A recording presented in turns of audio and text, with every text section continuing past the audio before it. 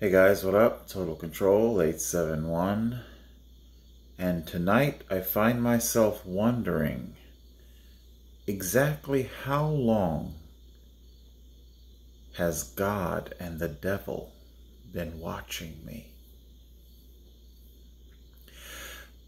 Recent events surrounding the fake pandemic have given me cause to believe that a spiritual battle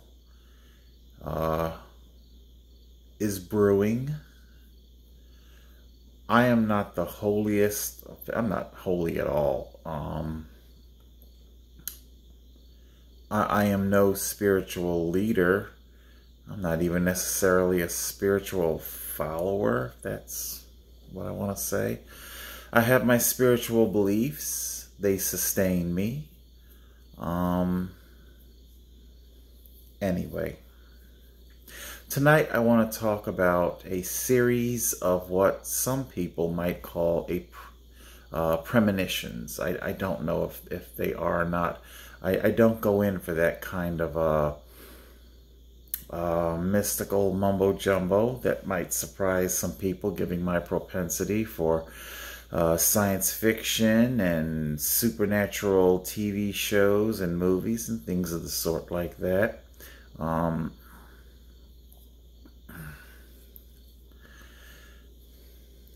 Madeleine L'Engle in the Time Quartet.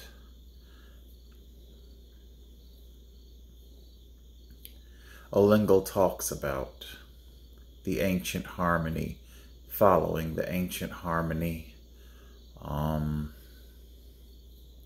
When Stephen King authored his book, The Stand, there was the Dark Man and then there was Mother Abigail.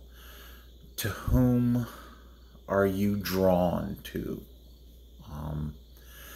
I found myself being, for lack of a better term, it's not really quite right to say asked, because how this was communicated to me, it was probably more along the lines of what L'Engle described as kything, to know without knowing. Anyway, I want to talk about the series of premonitions rather than prattle on about, the surrounding details of how it happens. I really don't know. I do not perceive myself as a medium or whatever the terminology is. I could tell you this: if it is some sort of supernatural premonition, it happens so very far, few and in between, I'd never be able to make a living out of it. Many of these premonitions have took place over a span of about 40 years, and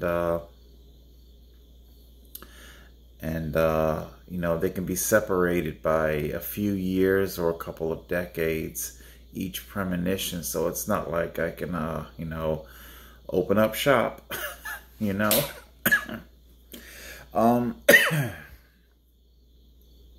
I was about 12 years old, I was reconnected with my mother.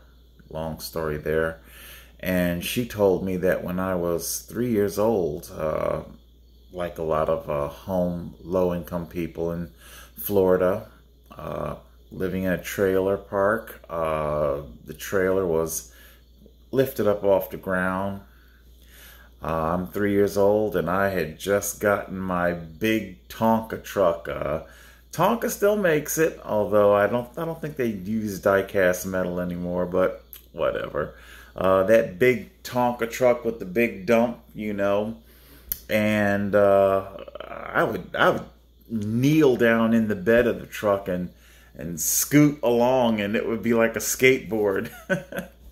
Anyway, so I'm playing with my big Tonka truck, and my mother explained to me, because I don't remember any of this, she explained to me that she looked down to see that a rattlesnake was right next to me. right next to me. Her heart's in her throat. She wants to tell me to stop moving, but of course I have to move away from the snake, you know, so a brush with death, maybe, maybe not. I don't think I would call, you know, pushing to and fro my Tonka truck. I don't think I would necessarily chalk that up to, what is it, the tent revival people do? God will give you power to tread over snakes and things like that. I don't know. What do you think?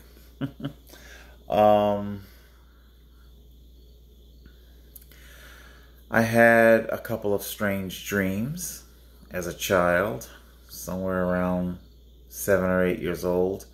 A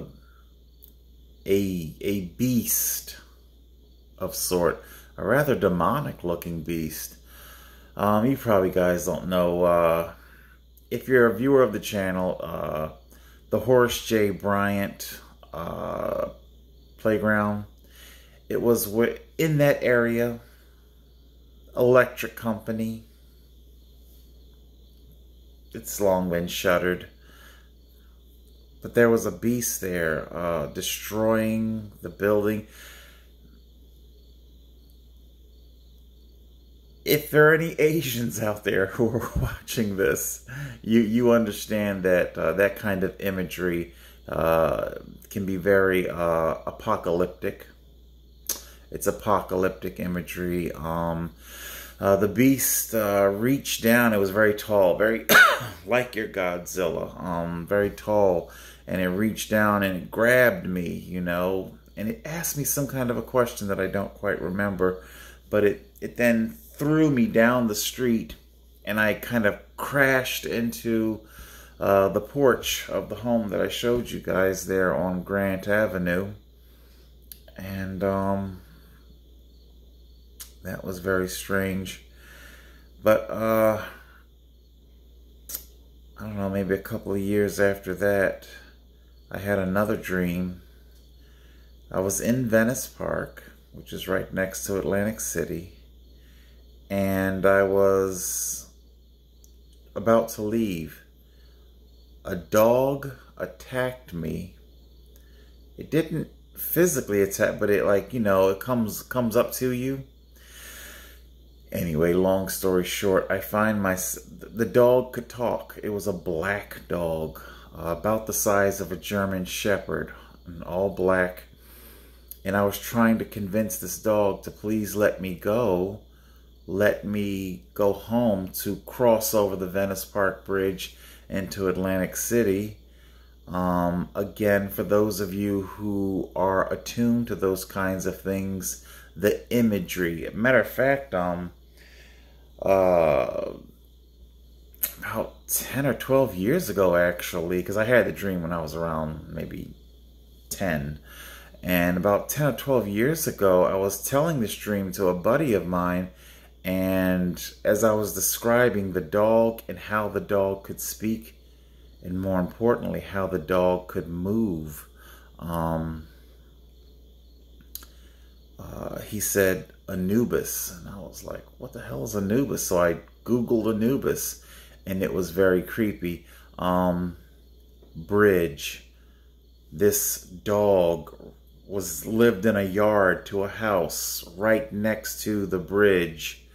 Bodies of water, and what Anubis is for, you know, the dead and things like that. And I told this dog that if you let me go, I would come back and I would sit and talk with him. And he agreed to let me go. And as I was walking over the Venice Park Bridge, I turned and I looked back, and I had been sitting on like a type of a porch swing, but it was in the middle of the yard. That's what I had been sitting on.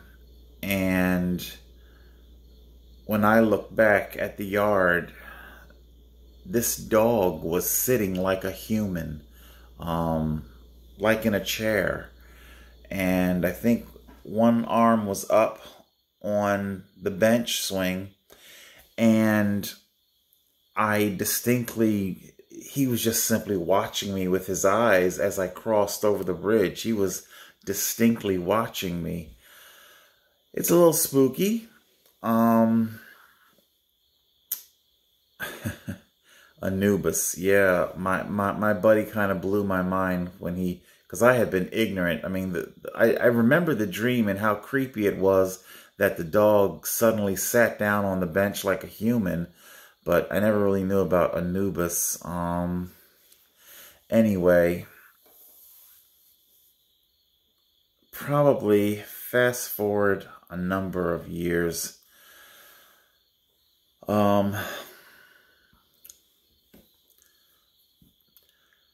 I'm in my teenage years now. Things go, tits up with my father. Things aren't going well. He has me in the group home. It's a very, very long story to it. But I was, my first job, McDonald's. And there I am working, and I get my paycheck. 2-week paycheck, or was it a week? I don't know, whatever. And all of a sudden, all I knew was that I was completely overwhelmed with the sensation that I need to buy a bus ticket, because I'm in Detroit, Michigan, when this happened. I need to buy a bus ticket, and I need to go, I don't know, just go to Atlantic City. Go to Atlantic City. It made no logical sense whatsoever. I did just that. I didn't even quit the job. I just simply left. I got my check. I cashed it. Made arrangements on the phone. I called the Greyhound station on the phone and made reservations for my ticket, and that I would buy it there on such a day, such a time, and there you go. Again, there's a long story to it. I ended up returning to Michigan. The group home, I was still a ward of the court. I was still technically a juvenile.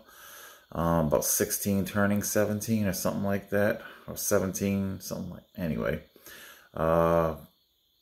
They bring me back. I didn't go straight to the group home that I had, I guess, technically run away from.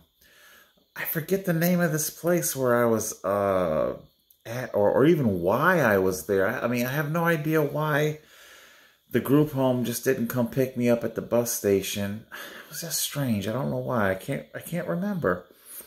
Weird. I remember so many other details, but anyway. So, while there, I get, again, another type of calling, if you will, to come outside. They had, like, park benches out there. And something, the best way I can tell you, it was kind of like the Stephen King, Mother Abigail, The Dark Man. And something was communicating to me. It's not necessarily, who do you choose, but this presence wanted to know, can I depend on you? Can I depend on you? And yeah, who do you want to stand with, or something like that. So, there I made my pact with the God of my understanding. And again, I use that word God very, very loosely. My understanding of God doesn't really comport to what most religions would think of as a God. Anyway, because I could go on forever about my concept of God. But I put my lot in with the God of my understanding.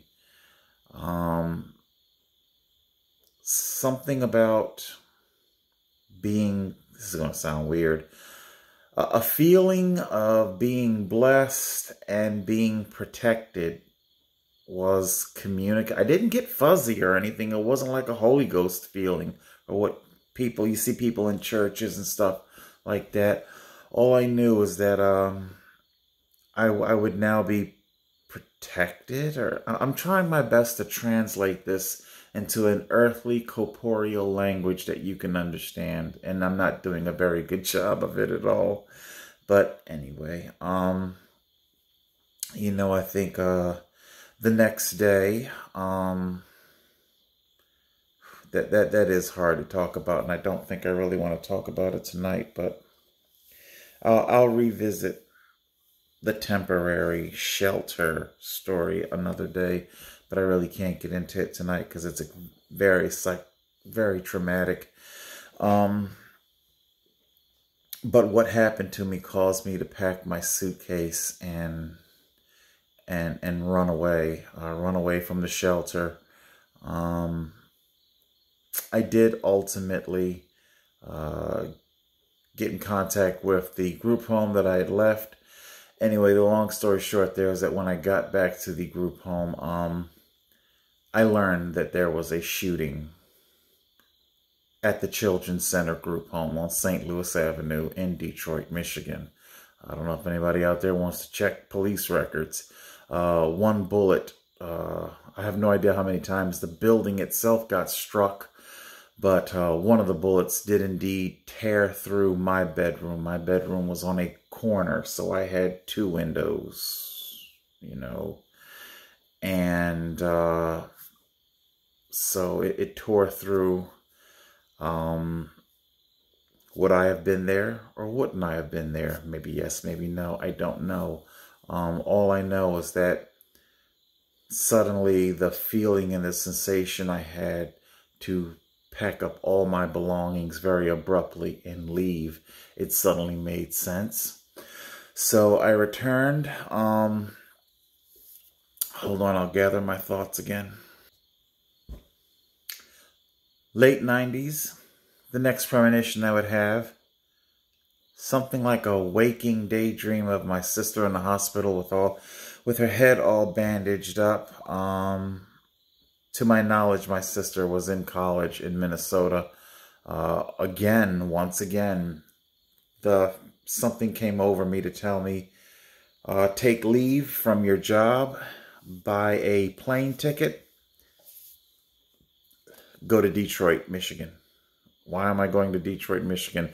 The only thing in Detroit, Michigan is a father that hates me, that, gave me, 10 years prior, gave me $150 and told me to hit the skids. No.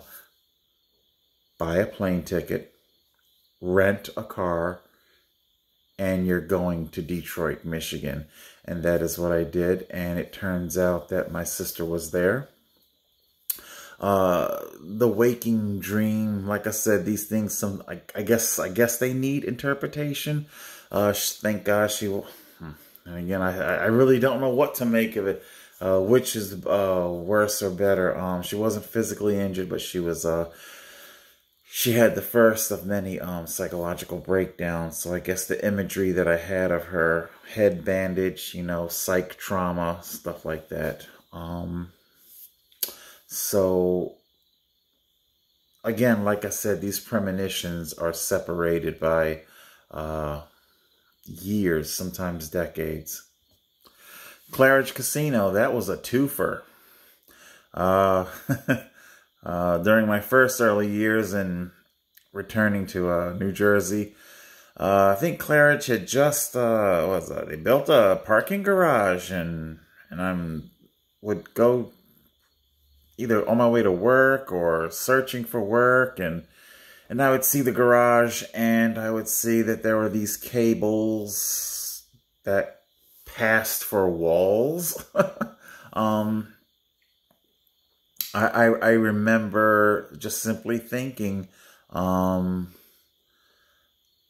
it's not that I thought that a car was going to, I just kept wondering how much force would it be for a car to break that. Uh, for those of you who want to, again, if you want to Google, that's exactly what happened. Two old women, they got confused, gas brake, and they flew off the parking garage, and they were killed. Uh, I don't know if that qualifies as a premonition or not, but all I knew is that for about a couple of years after the parking garage had been built, whenever I'd walk past, I just found myself looking up and staring at the cables and just wondering about them until the car, until the old woman had the accident. Fast forward some more years, I'm now a parking cashier attendant at the Claridge Casino there. Same garage. They had made alterations, and they had fortified the garage. Anyway, so I'm there one night, and the garage looks straight out at Ohio Avenue, my cashier's booth.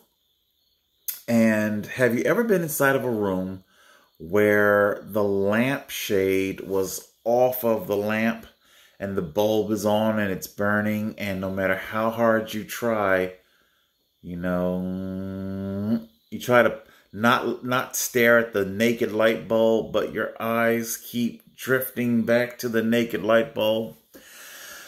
There was this burning, glinting light piercing through, because construction sites, and they board it up and they cut like diamond holes where people can look inside the, you know what I'm talking about.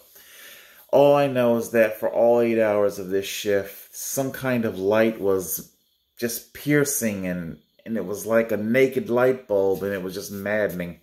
At the end of my shift, I go home, I'll walk to the bus station, and something just told me, you know what the hell was this thing that was shining in my eyes all night? I cross the street, I go over, I look through a diamond hole, and son of a gun, it is an aluminum ladder down in a pit. Bally's Casino was building a transportation center at the corner of Pacific and Ohio Avenue, and this ladder, yes, it was aluminum, yes, it was silver, but it was not new. That thing had been on construction sites for a long time.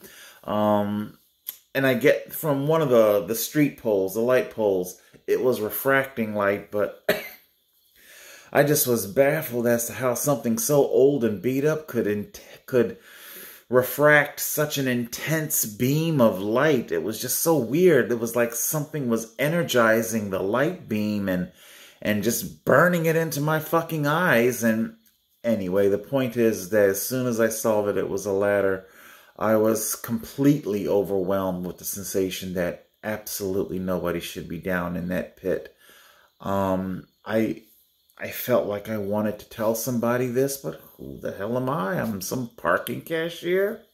What am I going to do? I'm going to tell a casino, a billion-dollar industry. Yeah, could you not build your... Nobody was going to listen to me. I went home, went to sleep, woke up, went to watch the evening news before, because I did grave shift. Some evening news before reporting to work, and sure enough, there it was on the evening news. The walls broke loose in that pit, the very same pit, and a man was buried to death. Make of that what you will. This is a hard one. 2002, 2003, I'm at the Chelsea pub. It's a bar. And a couple of old classmates turned up at the bar. Hey, Brian. A couple old classmates. However, this particular day, whenever a classmate, if it was Brian or somebody, it's like, hey, how you doing? It's cool. Shoot the shit maybe a little bit. This particular day, a new classmate had wandered in. Uh, his name was Josh. And as soon as I saw that it was Josh, I was completely... I needed him to sit with me. It was weird. I mean, it was, you know, I remember, and it's very, very weird because I'm not a toucher, you know. I bust white people's balls about being too touchy-feely. But I reached up and I touched his shoulder, and I just was, you know, I said hi to him and marveled at how, wow, we all got old and shit like that. But I wanted him to come and sit with me at the bar. And of course, I didn't say any of that. But anyway, I felt the need to talk to him, to have him talk to me. Josh later took his life. The parking garage across the street from Chelsea's bar. He jumped from that and he took his life. There were mitigating circumstances that I won't even get into. Jump forward a couple more years. I am now working at Target, security for Target. And I knew that this, just given the location of the store, that I was going to see a lot of people from my past, you know, because, you know, at that point I've been working for like 25 years in the... Anyway, and sure enough, some of the old classmates started wandering through, Brian being one of them. And this was very, very bizarre. It was like a sense, I don't even know if Brian is watching this. I don't know if he remembers or not. But I kept feeling the need whenever I would see a classmate to ask, has anybody in our class died? It was strange, very bizarre. I think I asked Brian. I think I asked my construction buddy, who was a classmate. And I think one of the last classmates I saw there on the job was Nicole. And I think I asked her. And at that point, I was like, okay, that's it. No more. I'm not asking. I must sound like a fucking freak, some goddamn weirdo, asking who's dead from our class. It's, I just, an overwhelming compulsion, and it wouldn't stop.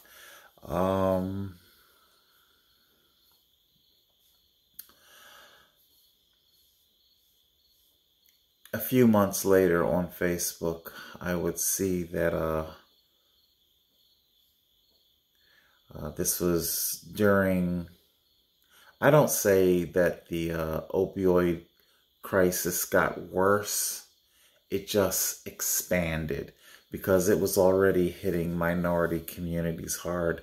But this was the earliest stages of the expansion. This is like 2006, 7, 8, something like that. And so he was one of the earlier casualties. Lord rest his soul.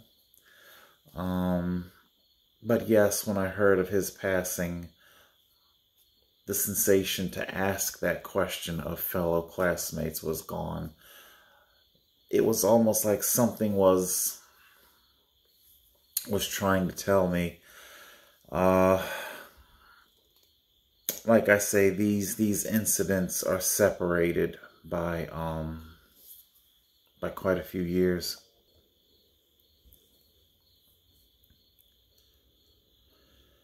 Madeleine L'Engle talks about going within in her book, A Swiftly Tilting Planet. I felt like when I made my pact with whomever, the God of my understanding, it was then that that force went within me. Again, I'm using very, very crude language here to describe this. I know saying things like the force went within me, and because it's not that, it is that, it's just too hard to explain.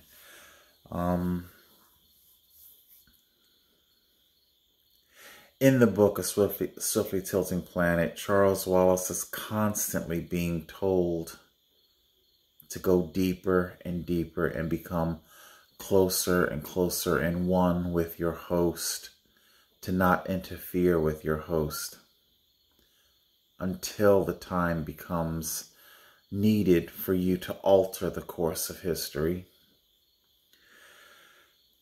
Right now, I feel like the God of my understanding is actuating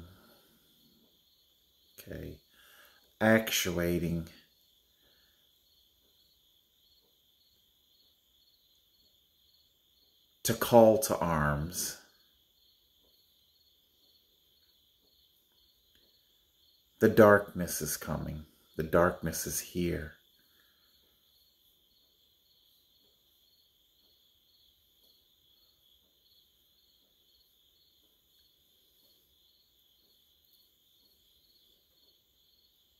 I don't know.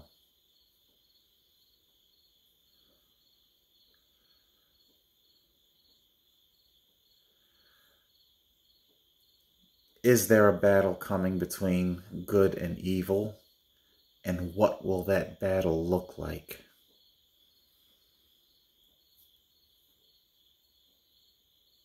Will I have to go back to that bridge and honor my promise to speak with Anubis?